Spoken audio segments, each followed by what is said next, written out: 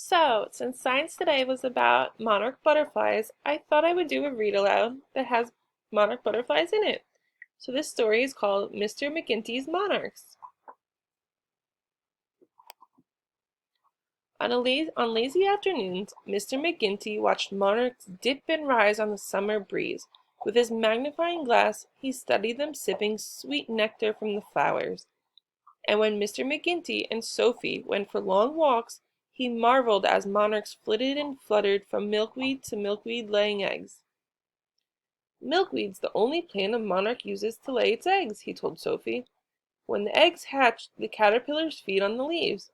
What do you think of that? Sophie's tail thumped, thumped, thumped.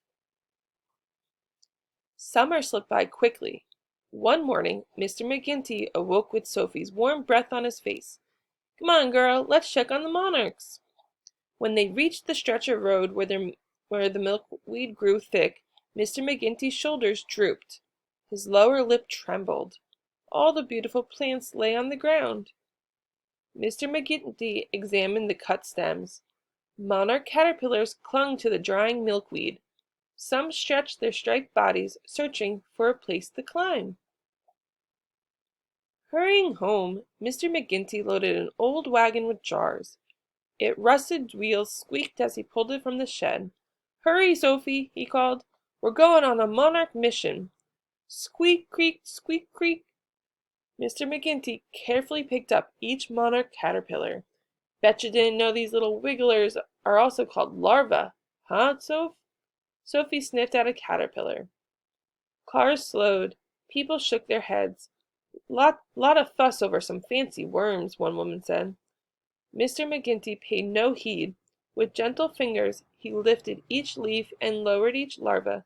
Soon his jars were full of wriggling, wiggling, stretching caterpillars. Time to go home, girl, he patted Sophie's head. Mr. McGinty, Sophie, and the wagon full of wriggling, wiggling, stretching caterpillars rolled along. Squeak, creak, squeak, creak, squeak, creak.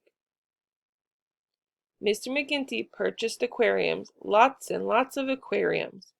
He lined the bottoms with sticks and milkweed leaves. He placed the caterpillars inside and covered each aquarium with a screen.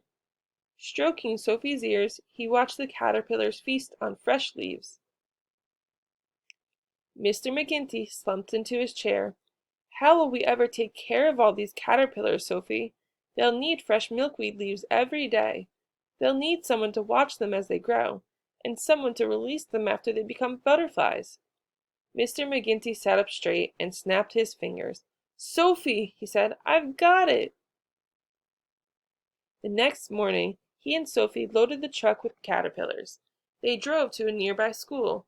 Mr. McGinty taught the children about the life cycle of monarchs, from eggs to caterpillars to chrysalises to butterflies. When these caterpillars become butterflies, he said, they'll migrate.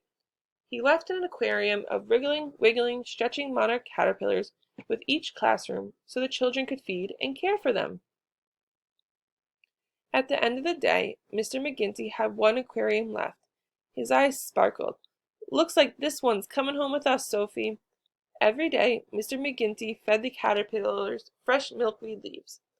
The monarch caterpillars grew and grew. They formed chrysalises until finally, when the monarchs had straightened their wings and were strong enough to fly, Mr. McGinty rolled out the old wagon one more time. Squeak, creak, squeak, creak, squeak, creak. Ready, Sophie? Mr. McGinty laughed. Woof! Sophie danced around his feet. They joined the children on the playground. Together, they lifted the screens from the aquarium. One after another, monarchs spread their wings and flew, up, up, up. An early autumn breeze brushed against Mr. McGinty's cheek. He watched as monarchs fluttered, feather light, across the field. They have a long way to go, said Mr. McGinty, but they'll be back. Sophie licked him on the nose, and we'll be here to welcome them home. The end.